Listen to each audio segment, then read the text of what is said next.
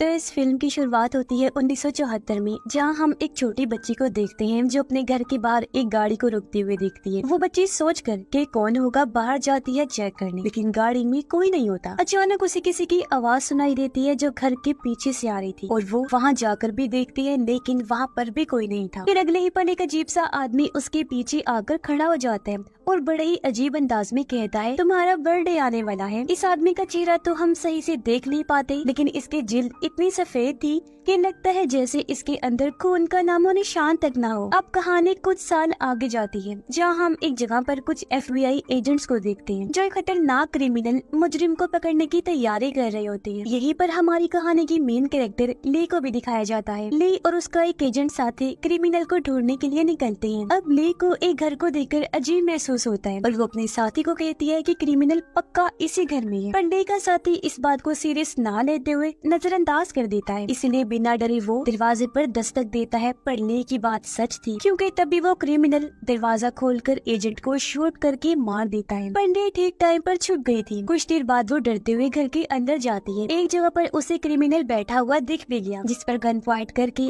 वो सरेंडर करने को कहती है, यानी उसे उनके हवाले करने का। तब क्रिमिनल सरेंडर कर भी देता है और ली उसे पकड़कर FBI के हवाले कर देती है। अब हम देखते हैं कि ली का एक जिस्मानी टेस्ट लिया जाता है, जिसमें पता चलता है कि उसके पास कुछ दिमागी ताकतें हैं, जिनकी वजह से उसे उस क्रिमिनल का पता लग गया था कि वो कहाँ है, यानी कि जिस इंसान को भी ढूंढना चाहे, ली अपनी पावर से उसकी मौजूदगी का एहसास करके उसके बारे में बता सकती है। अब ली अपने सीनियर एजेंट कार्टर और उसके साथी के साथ कार में बैठी होती है। इन्होंने अपनी गाड़ी एक घर के बाहर रखी हुई थी। सीनियर एजेंट कार्टर बताता है कि इस घर में एक फैमिली रहा करती थी, जो लोग बहुत खुशी से अपनी जिंदगी गुजार रहे थे। पर एक दिन फैमिली की हेड को पता नहीं क्या हुआ, उसने अपनी वाइफ और बच्चे को मार डाला, जिसके बाद उसने अपनी भी जान ले ली। अब ऐसा सिर्फ उनके साथ ही नहीं हुआ, बल्कि पिछले कुछ सालों में बहुत सारी फैमिलीज के साथ बिल्कुल ऐसा ही हुआ है। फैमिली के हेड को कुछ होता है जिसमें वो सबको मारने के बाद खुद को भी खत्म कर लेता है। अब उन सारी फैमिलीज के घरों में से एक खत मिलता है जिसमें कुछ अजीब कोड्स लिखे होते हैं। खत के आखिर में एक नाम भी लिखा होता है,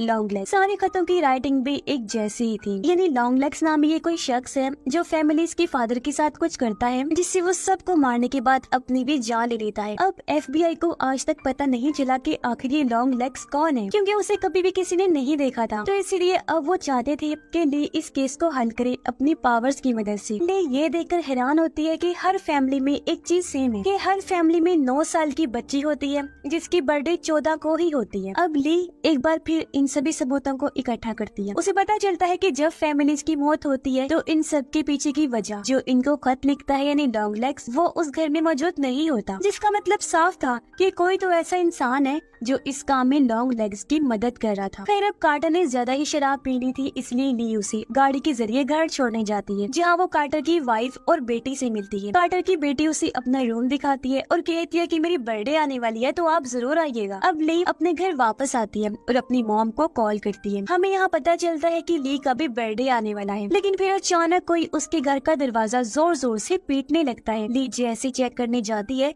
उसे वहाँ कोई नहीं मिलता। जैसे ली खिड़की से बाहर देखती है, उसे एक अजीब परछाई दिखती है। ली घबराते हुए अपनी गन उठाती है और दरवाजा खोलकर बाहर जाती है, लेकिन वो परछाई वहाँ से गायब हो चुकी थी। अचानक उसे अपने घर के अंदर किसी की मौजूदगी महसूस होती है। जब ली वापस अंदर आती है तो वहाँ कोई नहीं होता सिवाय एक खत के, जो वहाँ न जाने किसने रख दिया था। उस लेटर पर लिखा होता है कि इसे 14 जनवरी से पहले मत खोलना, क्योंकि 14 जनवरी को ही ली की बर्थडे थी। ली से रहा नहीं गया और वो उस खत को खोल लेती है जिसमें लिखा था हैप्पी बर्थडे। साथ ही में वही कोड्स भी लिखे हुए थे जो उन फैमिलीज के खतों में भी थे, जिसका मतलब था कि ये खत भी लॉन्ग लेग्स ने ही रखा है। अब ली फिर उन कोड्स को डिकोड करने लगती है ताकि समझ सके कि इनका क्या मतलब है। पर इतने में ही एजेंट कार्टर की कॉल आ जाती है और वो उसे एक नई क्राइम सीन पर बुलाता है। ये क्राइम सीन भी बहुत खौफनाक था, जहाँ लॉन्ग लेग्स ने एक और फैमिली को बहुत ही बेरहमी से मारा होता है। इस फैमिली को मरे हुए 1 महीना हो चुका था और इनकी लाशें बुरी तरह से सड़ चुकी होती। यहाँ भी वही पैटर्न मिलता है, जिसमें एक 9 साल की बच्ची थी और वो 14 तारीख को अपना बर्थडे मनाने वाली थी। कार्टर ये सब देखकर काफी डिस्टर्ब हो जाता है, क्योंकि ये पैटर्न अब खत्म होने का नाम ही नहीं ले रहा था। अब ली अपनी माँ को कॉल करके कहती है कि वो कुछ दिन तक मसरूफ रहेगी और हम सीधा बर्थडे पर ही मिलेंगे, लेकिन मॉम उसे कहती है कि बेटा रोज गॉड से प्रेयर्स किया करो, दुआएं मांगा करो, क्योंकि प्रेयर्स ही हमें डेविल शैतान से महफूज रखती हैं। ली बात को नजरअंदाज करते हुए कहती है उसे सब याद है और वो फोन रख देती है। अब ली वापस से अपने केस पर ध्यान लगाती है, उसे हल करने की कोशिश करती है। वो सभी सबूतों की तारीखों को कैलेंडर में मार करती है, निशान लगाती है, जहाँ उसे एक अजीब पैटर्न मिला जो एक उल्टे ट्रायंगल की शक्ल बनाता है, जो कि डेविल शैतान का एक निशान होता है। ये पैटर्न नामुकम्मल था। अब उसे मुकम्मल करने के लिए एक तारीख गायब थी और वो थी 13 तारीख, यानी आने वाले महीने की 13 तारीख को लॉन्ग लेग्स दोबारा किसी फैमिली का खून करने वाला था। लेकिन ये सारी बातें कार्टर को बताती है और उसे कहती है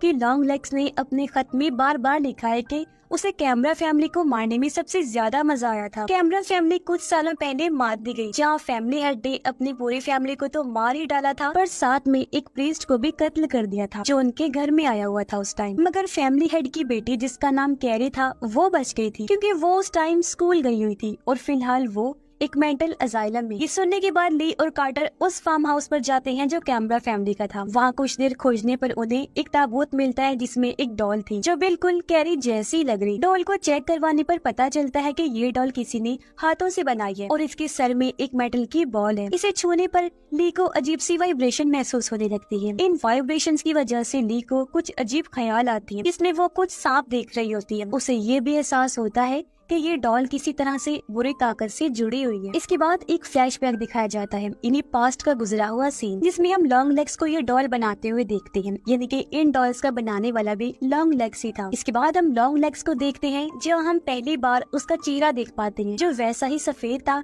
जैसा हमने कहानी की शुरुआत में देखा था। अब लॉन्ग लेग्स एक शॉप में जाता है कुछ सामान खरीदने। वो वहाँ अजीब हरकतें करने लगा और काउंटर पर बैठी लड़की से उसकी बर्थडे की डेट पूछता है। लड़की के सामने भी वो अजीबोगरीब हरकतें कर रहा था। जिसके बाद वो वहाँ से कहीं जाने लगता है। अपनी गाड़ी में बैठकर वो जोर जोर से चीखने लगता है, जैसे कि वो बहुत गुस्से में हो, शायद इस बात से कि उस लड़की की बर्थडे डेट 14 नहीं है। दूसरी तरफ ली और कार्टर कैरी से मिलने मेंटल अजाइलम जाते हैं, जहां उन्हें पता चलता है कि कैरी की हालत पिछले 20 सालों से बहुत खराब थी। ना वो किसी सवाल का जवाब देती और ना ही कोई रिस्पॉन्स करती, इन्हें कोई भी हरकत। लेकिन कल का दिन अलग ही था, क्योंकि 20 सालों में पहली बार कोई उससे मिलने आया और कैरी अचानक से बिल्कुल ठीक हो गई थी और बातें भी करने लगी। अब जो शख्स उससे मिलने आया उसने अपना नाम रजिस्टर में ली लिखवाया था, लेकिन ली तो आज पहली मर्तबा यहाँ आई थी, जो बात काफी अजीब थी। इससे वो दोनों भी चौंक जाते हैं, पर गौर करने पर वो समझ जाते हैं कि लॉन्ग लेग्स था जो ही कैरी से मिलने आया और उसे ठीक कर दिया। पर उसने पकड़े जाने की डर से अपना नहीं बल्कि ली का नाम लिखवा दिया। ली अब कैरी से मिलती है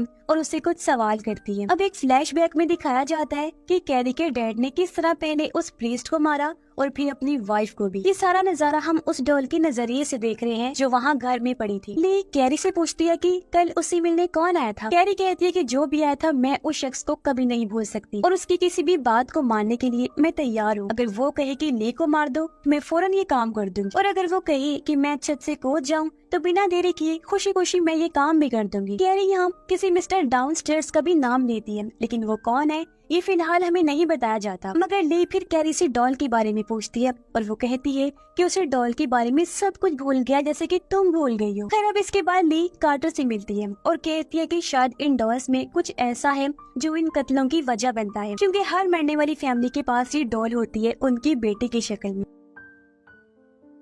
अब कई जगहों पर डॉल्स को जादू और किसी को अपने वश में करने के लिए इस्तेमाल किया जाता है, लेकिन कार्टर को इन बातों पर यकीन नहीं था। वो कहता है कि लॉन्ग लेग्स को तुम्हारा नाम कैसे पता, क्या तुम्हारा और उसका कोई ताल्लुक है? पर वो चुप रही, कुछ नहीं कहती। कार्टर कहता है कि उसने ली की फाइल भी चेक की है और उसे ली की माँ के बारे में कुछ पता चला है। दरअसल ली की माँ ने ली के नाइफ बर्थडे से एक दिन पहले एक लंबे और सफेद आदमी के खिलाफ पुलिस में रिपोर्ट लिखवाई थी। पर जब इस बारे में ली से वो पूछता है तो वो कहती है कि मुझे इस बारे में कुछ भी याद नहीं। इसीलिए कार्टर ली को उसकी माँ से मिलने भेजता है। जब ली अपनी माँ के घर जाती है तो वो देखती है कि उसकी माँ काफी अजीब बर्ताव कर रही है। लेकिन मॉम उसे पूछती है कि क्या तुम अभी भी प्रेयर्स करती हो?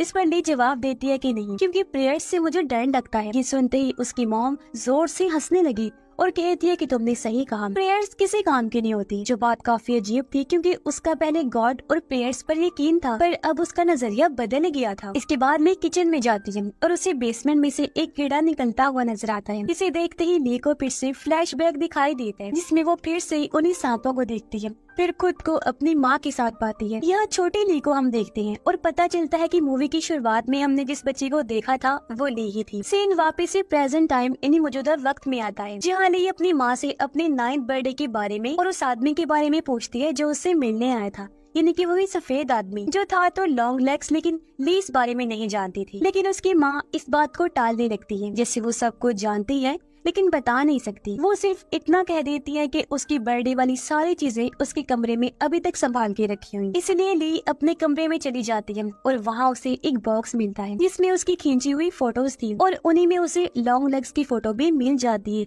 जो देखकर वो घबरा गई। उसने लॉन्ग लेग्स को इसलिए पहचाना क्योंकि वो उसकी बचपन वाली फोटो में था। अब यहाँ हमें पता चलता है कि जब लॉन्ग लेग्स बचपन में ली से मिलने आया था तब उसकी माँ भी वहाँ आ गई थी, जो लॉन्ग लेग्स से पूछती है कि तुम कौन हो और मेरी बेटी से क्यों बात कर रहे हो। लॉन्ग लेग्स गाना गाते हुए कहता है कि या तो मुझे अभी के अभी घर के अंदर आने दो या फिर मैं बार बार आकर तुम्हारा दरवाजा खटखटाता रहूंगा। अब जब ली को लॉन्ग लेग्स की फोटो मिल गई तो वो फौरन कार्टर के पास जाती है। तस्वीर की मदद से आखिरकार लॉन्ग लेग्स को पुलिस पकड़ लेती है। ऑफिसर उससे सवाल जवाब करते हैं और उसका नाम पूछते हैं। अपना नाम बताकर वो कहता है कि उसे ली से मिलना है। फिर वो ली के लिए हैप्पी बर्थडे वाला गाना गाने लगता है। फीमेल एजेंट कहती है कि उन्हें लॉन्ग लेग्स के सामान में कई सारी नोटबुक्स मिली हैं जिनमें काफी सारी शैतानी चीजें लिखी हुई हैं, जिससे साबित होता है कि लॉन्ग लेग्स डेविल की पूजा करता है, जो कि अमेरिका में बिल्कुल लीगल है, यानी कानूनी तौर पर इसकी इजाजत है। लेकिन इन्हें अभी तक कोई ऐसा सबूत नहीं मिला कि लॉन्ग लेग्स नहीं, वो सारे खून किए हैं। कार्टर कहता है कि उन्होंने लॉन्ग लेग्स को पकड़ लिया है, इसलिए अब डरने की कोई बात नहीं है। लेकिन ले कहती है कि अब भी लॉन्ग लेग्स का एक साथी बाहर घूम रहा है जिसके बारे में हमें कुछ नहीं पता, और वो ट्रायंगल पूरा होने में 13 तारीख चाहिए थी, जो आज की डेट है, जिसका मतलब है कि लॉन्ग लेग्स का साथी आज किसी न किसी को तो जरूर मारेगा। ले लॉन्ग लेग्स से मिलने जाती है और उसे फिर से अपना बचपन याद आता है जब लॉन्ग लेग्स ने कहा था कि वो मिस्टर डाउनस्टेयर का दोस्त है। अब ले लॉन्ग लेग्स के पास जाकर उससे पूछती है कि तुम्हारा साथी कौन है और डाउनस्टेयर्स के बारे में भी पूछती है कि वो कौन है। लॉन्ग लेग्स बोलता है कि इस बारे में तुम अपनी माँ से क्यों नहीं पूछ लेती, वो ज्यादा अच्छे जवाब देगी तुम्हें। जिसके बाद वो यहाँ कुछ क्लोज इशारे वगैरह देता है जिनके बारे में हमें आगे पता चलेगा, लेकिन वो सारे ही क्लोज बहुत चौंका देने वाले। अपनी माँ का नाम सुनकर ले कहती है कि इन सब में मेरी माँ का क्या लेना देना, वो तो कुछ नहीं जानती इस बारे में। जिसके बाद लॉन्ग लेग्स हेल सेटन यानी कि डेविल की जे यानी कि शैतान जिंदा है बोलकर अपना सर जोर से टेबल पर मारता है, जिससे उसकी नाक और जबड़ा टूट जाता है और खून में वो भर जाते हैं और वही उसकी मौत हो गई। वही कार्टर बताता है कि कैरी ने भी मेंटल असाइलम से कूदकर अपनी जान दे दी है। अब ली और फीमेल एजेंट ली की माँ के पास जाते हैं लॉन्ग लेग्स के बारे में पूछने के लिए। ली अकेली अपने घर के अंदर जाती है, लेकिन उसकी माँ घर में नहीं होती क्योंकि वो फीमेल एजेंट के पीछे होती है जब वो गाड़ी में बैठी हुई थी। एजेंट देखती है कि यहाँ ली की माँ के अलावा एक और कार भी है जो कि लॉन्ग लेग्स की कार थी। अब तभी एक गन से ली की माँ फीमेल एजेंट को शूट करके मार देती है। ली जैसे ही गन की आवाज सुनती है वो खिड़की से बाहर देखती है, जहाँ वो सामने का नजारा देखकर काफी घबरा जाती है। अब ली जब घर से बाहर आती है तो उसकी माँ ने एक डॉल पर भी गन पॉइंट की हुई थी। वो ली से कहती है कि तुमने उसे पकड़ लिया और अब वो आजाद है और तुम भी। ये कहते ही उसकी माँ गन चला देती है, जिससे डॉल का सर उड़ जाता है और उसके सर से काला धुआं निकलता है। यही धुआं ली के सर से भी निकलता है, जिससे वो वहीं बेहोश हो जाती है। अब इसके बाद हमें एक और फ्लैशबैक दिखाया जाता है जिसमें पूरी कहानी हमारे सामने आती है। तो असल में लॉन्ग लेग्स एक डॉल मेकर है जो डेविल के लिए काम करता है। वो डेविल को ही मिस्टर डाउनस्टेयर कहता है। उस दिन लॉन्ग लेग्स ली को भी एक डॉल देने आया था और इसी डॉल की वजह से ली को अपने बचपन का कुछ याद नहीं था। अब डेविल ली को मारना चाहता था, तो अपनी बेटी के लिए ली की माँ ने डेविल से एक डील की कि अगर वो उसकी बेटी को जिंदा छोड़ देगा तो वो लॉन्ग लेग्स की मदद करेगी। यानी कि ली की माँ ही इतने टाइम से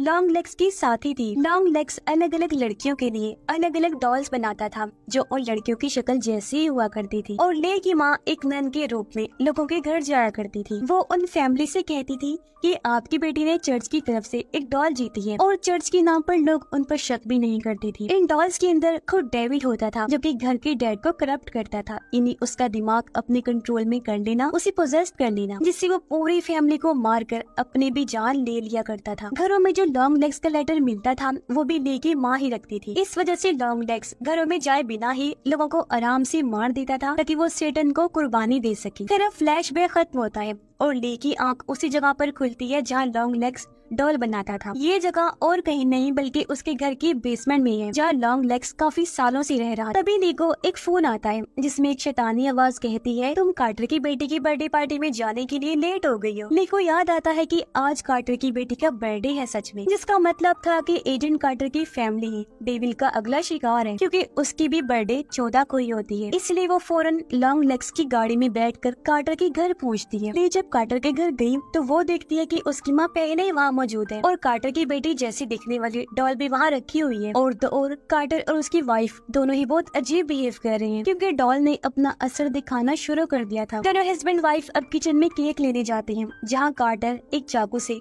अपनी वाइफ पर वार करके उसे मार देता है, जिसके बाद वो अपने बेटे को मारने के लिए उसे ढूंढता है, पर मजबूरन ली कार्टर को शूट करके उसे मार देती है। ये सब देखकर ली की माँ भी अपने बैग से एक चाकू निकालती है और कार्टर की बेटी को मारने के लिए आगे बढ़ती है क्योंकि वो पूरी तरह से डेविल की गुलाम बन गई थी। लेकिन ली अपनी ही माँ को शूट करके उसे जान से मार डालती है। ली अब उस डॉल को भी शूट करने वाली थी लेकिन उस गन की गोलियां खत्म हो गई थी, जिसके बाद ली अब बच्ची को यहाँ से चलने के लिए कहती है। बच्ची तो तैयार थी लेकिन खुद ली रुक कर उस डॉल की तरफ घूरती रहती है मानो जैसे उसे भी डॉल ने करप्ट कर दिया हो। जिसके बाद हम लॉन्ग लेग्स को देखते हैं। जी हाँ, वो मरा नहीं था, अभी जिंदा था, जो कह रहा होता है हेल सेटन और बुरी तरह हंसने लगता है, जिससे हम समझ पाते हैं कि कुछ भी खत्म नहीं हुआ बल्कि फैमिलीज की मौतों का सिलसिला तो एक बार फिर शुरू होने वाला है क्योंकि लॉन्ग लेग्स भी जिंदा है और लेके हाव भाव देकर लग रहा है इसे वो भी करप्ट हो गई है और अब अपनी माँ की तरह वो भी लॉन्ग लेग्स का साथ देगी क्योंकि ली की बर्थडे भी 14 को होती थी तो इसलिए डेविल उसे मारना चाहता था, पर क्योंकि उसकी माँ ने शैतान से डील कर ली थी इसलिए उसने ली को नहीं मारा क्योंकि उसकी माँ लॉन्ग लेग्स का साथ दे रही थी।